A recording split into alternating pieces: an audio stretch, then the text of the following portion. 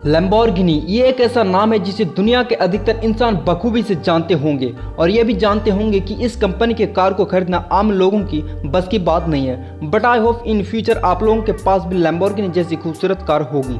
अब आइए जानते हैं कि आखिर कैसे एक किसान के बेटे ने खड़ी की लैम्बोर्गिनी की एम्पायर। लैम्बोर्गिनी के संस्थापक का नाम फेरुचियो लैम्बोर्गिनी था। इनका जन्म 28 अप्रैल 1916 को इटली के एक शहर में हुआ था। इनका पिता पेशे से एक किसान था, लेकिन फेरुचियो लैम्बोर्गिनी को छोटे से एक खेती में कोई इंटरेस्ट नहीं था, बल्कि वो अपना दिलचस्पी मशीनों में दिखाया करते थे और यही वजह थी कि उन्होंने आगे जाकर मैकेनिकल की पढ़ाई की। फिर बाद में फेरुचियो ने कैवेलियर रिगी नाम की एक कंपनी में आर्मी मशीन को ठीक करने का काम स्टार्ट किया। लैम्बोर्गिनी काफी टाइम तक यहाँ मैकेनिक का काम करने के बाद इटालियन रॉयल एयरफोर्स में भर्ती हुए और वहाँ वो एज ए मैकेनिक एयरफोर्स में रहे।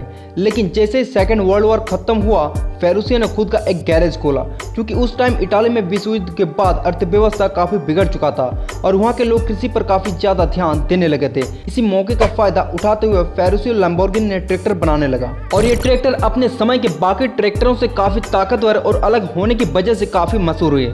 और इस सक्सेस के बाद फेरुचियो लैम्बोर्गिनी ने अपनी लैम्बोर्गिनी टेरिटरी नाम की एक ट्रैक्टर मैन्युफैक्चरिंग कंपनी खोल दी। एक्चुअली लैम्बोर्गिनी लग्जरी और स्पोर्ट्स कारों के काफी ज्यादा शौकीन थे, इसलिए उन्होंने उस टाइम की सबसे पॉपुलर कार कंपनी फरारी से फरारी 250 GT कूप मॉडल की एक कार खरीदी और यही था लैम्बोर्गिनी का टर्निंग पॉइंट, क्योंकि उस टाइम वे फरारी का पूरा मजे ले रहे थे। लेकिन कुछ टाइम बाद उन्हें फरारी कार के क्लच में कुछ खामियां नजर आई। तब उन्होंने सोचा कि इसे यहाँ वहाँ मरम्मत कराने के बजाय सीधे फरारी के कंपनी में ले जाना ही बेहतर रहेगा और वे सीधे कंपनी के मालिक एंजो फरारी से शिकायत की कि इस कार में कुछ गड़बड़ी है।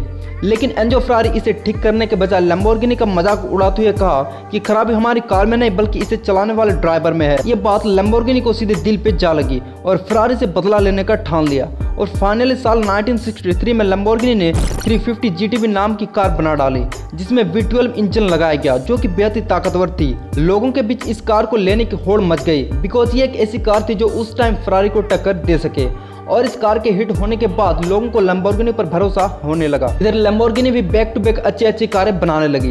वहीं अगर लैम्बोर्गिनी की स्टार्टिंग प्राइस की बात करें तो वो 3 करोड़ के ऊपर ही मिलेंगे और अभी तक की सबसे महंगी लैम्बोर्गिनी कार लैम्बोर्गिनी वेन्यूनो रोडस्टर है, जिसकी कीमत तकरीबन 70 करोड़ रुपए है। अब एक क्वेश्चन कि आखिर क्या लैम्बोर्गिनी SUV कार बनाती है, तो लैम्बोर्गिनी पहले 1986 में लैम्बोर्गिनी LM002 मॉडल की एक कार बनाई थी, जो कि एक ऑफ रोडिंग व्हीकल थी और 2018 को लैम्बोर्गिनी ने लैम्बोर्गिनी उरुस नाम की एक लग्जरी SUV मार्केट में पेश की और लैम्बो की ये SUV इतना ज़्यादा पॉपुलर हुई कि इन 4 सालों में इसके 20,000 यूनिट्स बेच दिए, जो कि लैम्बोर्गिनी की सबसे शॉर्टेस्ट टाइम में सबसे ज़्यादा बिकने वाली कार है। और इस कार की असेंबली इटाली के सेंट अगाटा बोलोग्नी शहर से होती है, जहाँ लैम्बो की हेडक्वार्टर भी है। अगर आप स्पोर्ट्स कार के शौकीन हैं तो आपने एक चीज नोटिस किया होगा कि लैम्बो के अधिकतर कारों के नाम फाइटिंग बुल के नाम पर होती है और इस कार का कॉन्सेप्ट बॉडी को कुछ इस तरह से डिजाइन किया जाता है कि रियल लाइफ में देखने पर कोई कार नहीं बल्कि एक गुस्सेल सांड की तरह दिखता है। इसके अलावा इस कार के लोगो में भी आपको एक गुस्सेल सांड दिखने को मिलेगा। लेकिन आखिर इस कार का सांड से क्या संबंध है? एक्चुअली इस कंपनी के मालिक की राशि वृष थी, जिसकी निशानी एक बैल होती है और इसी वजह से लैम्बोर्गिनी का सिंबल भी एक साड़ी है। सो वीडियो अच्छी लगी हो तो लाइक कर देना, चैनल को सब्सक्राइब जरूर करना। बाकी मिलते हैं किसी नेक्स्ट वीडियो में। Till then bye bye.